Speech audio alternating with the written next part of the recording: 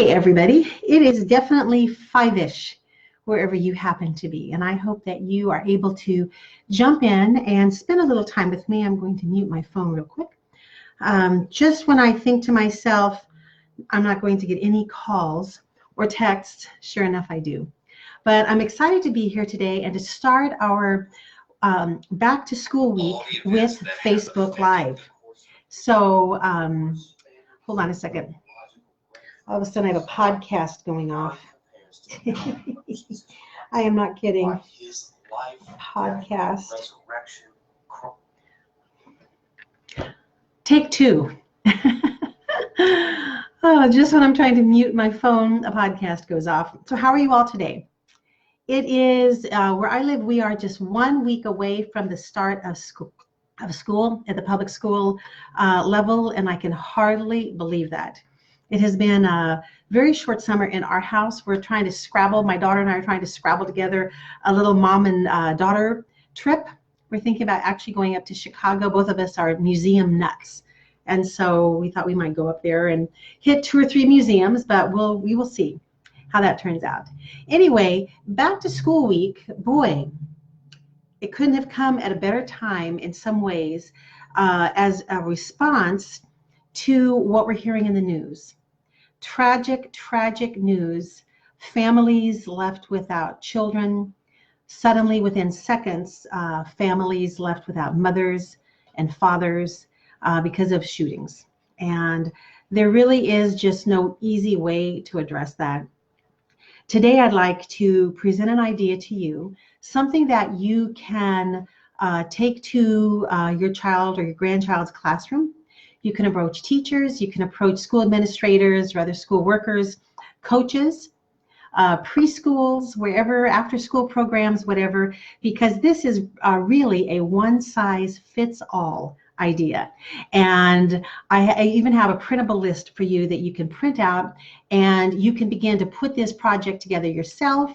You can do it with other families, you can do it with other parents, and I definitely want to for you to just take note of it. So let me wait just for another couple of minutes as I just pop up on people's Facebook news, what they're called, news streams or news something or others. Sorry, I'm a little scattered today. We had a busy weekend. My son is working long hours at a brand new job. He's 17 and it's his first job ever, pretty much just bussing tables and driving him to and from work and then listening to his tales of excitement in the kitchen. And he's really getting a chance to see the whole restaurant life from the other side. And it's been an eye-opener to him. But anyway, he's been keeping us busy with that over the weekend. And here at home, we're just kind of doing a little backyard work. My husband dug some French drains. Are you familiar with French drains?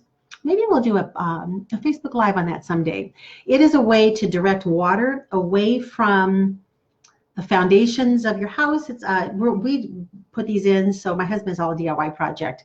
Put these French drains in to direct water away from our back patio that very often just kind of becomes overwhelmed with water when we really have a big rainstorm. So we've been doing that as well. So let's start talking about back to school week, because I want to explain to you how you could put together a classroom emergency bucket. And I said bucket. And the reason that a bucket is my preferred container for this, I'll explain to you in just a couple of minutes. So back in ancient history, and I do mean ancient, I was a classroom teacher. I taught junior high, 7th and 8th graders for about 5 years. And then when I moved back to Phoenix, I taught 4th grade, and I was a self-contained classroom for most of that, where I taught all the subjects. Loved my students. They were awesome. And the only major disaster we had, it was actually pretty significant. This was maybe, it was a long time ago. It was maybe in 1995, 96. There was a massive microburst storm of some sort that hit the western part of the Phoenix area. And the school that I had been working at, as luck would have it, was one of the worst damaged schools of all. And when the storm was over, I remember, before I tell you about the school, my husband and I were watching out our front door window, and my husband said, Lisa, you always wondered what a hurricane is like. Well, now I know, but back then I didn't. He said, this is what it's like. And he had grown up in Guam, on Guam, and where typhoons just hit. I mean, I couldn't believe how many times he and his family had lived through typhoons. And so we were watching birds fly backwards. We were watching tiles fly off of rooftops. And he said, this is it. Well, while that was going on in my neighborhood, just about a half mile, a mile away at the school, the entire metal roof was not only ripped off, but when we drove by later, it was just crumbled up in the middle of the street like it had just been a piece of aluminum foil. Classrooms were flooded. By that time, teachers had already gone back to school on their own time, I'm sure, getting their classrooms set up, and here came the floodwaters. And by that floodwaters, I meant the rain coming into the classrooms. And textbooks were damaged, carpets and desks, everything. And the school district had to bring in one of those big commercial, water damage mitigating companies, and they had to rip everything up. And students and teachers, administrators, we were all displaced for about 6 months, 7 months. It was really something. And in a scenario like that, it could be a natural disaster, it could be an extreme weather event, and it could even be a really tragic scenario that we have been hearing about in the news with someone who just takes it upon themselves to attack other people, using a firearm of some sort.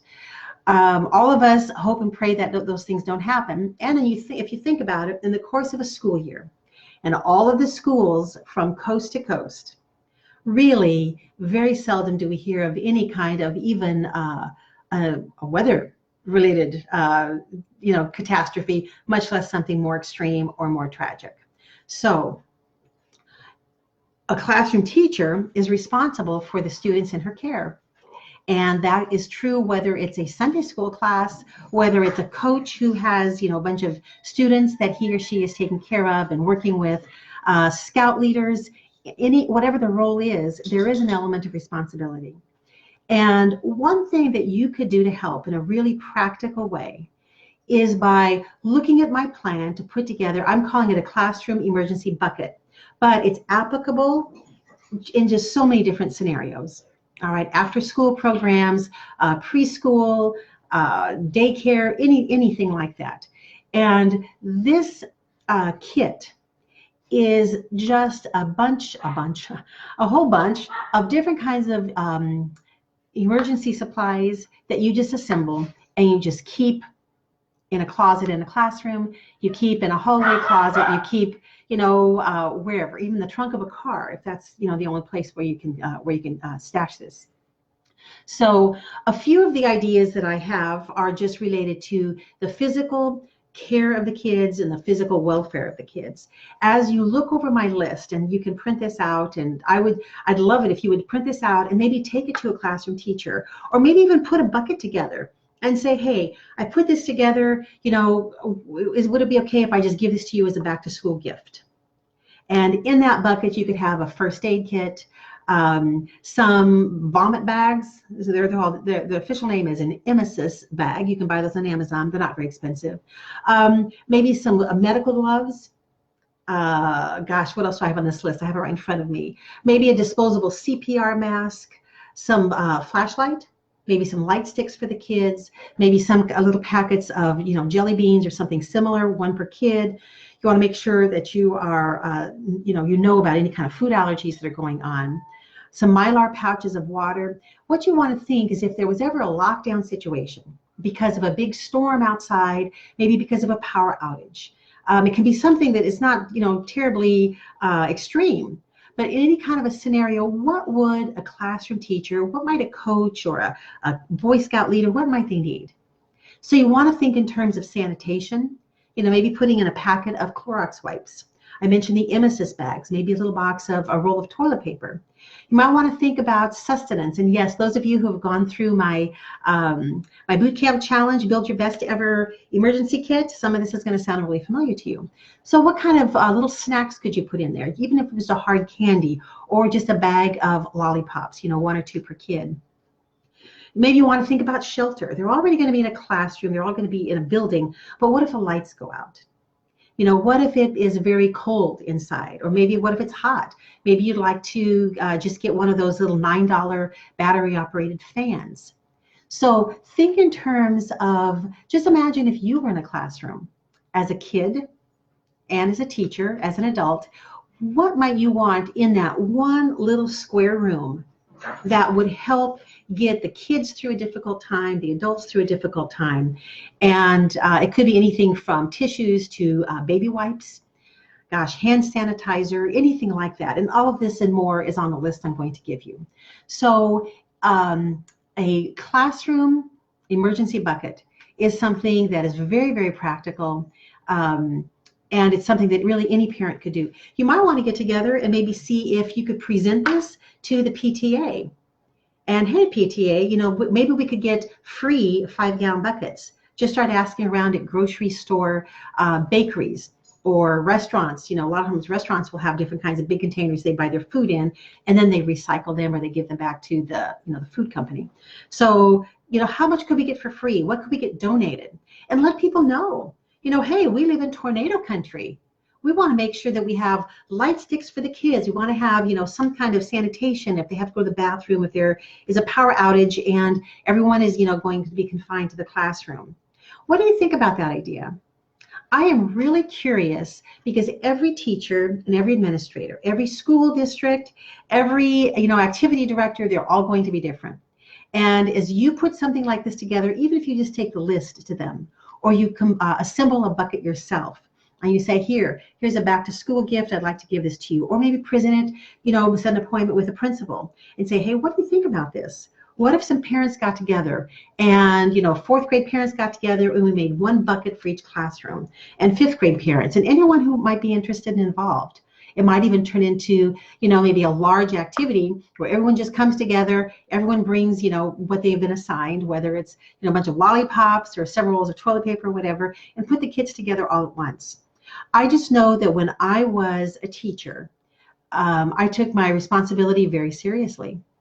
And because a lot of teachers, they bear that responsibility, they also are putting out over the course of a year an awful lot of their own money for, anything from, incentives or stickers or treats or just, art supplies or whatever might not be provided by the school. And this would be an easy way to give them some resources right at hand that they wouldn't have to pay for themselves. So a couple of comments. Jen says, I work at a school. Every classroom is required to have a first aid kit. And we have first aid kit. We have first aid backpacks, actually. Is this not standard in all schools? That'd be an interesting question, Jen. Like I said, there's such a variety. And some teachers will be very open to this. Some principals will just love the idea. And then others, for whatever reason, now we can't do that, but they would probably say that, no matter what you suggested. Then Werner says, our main concern in South Africa to prep for as teachers are violent riots and protests. Armed robberies at school are on the rise, and shootouts between cash in transit, security, and heavily armed gangs on the street. So lockdowns and securing the kids are our main focus. Verna, would something like this be helpful to you?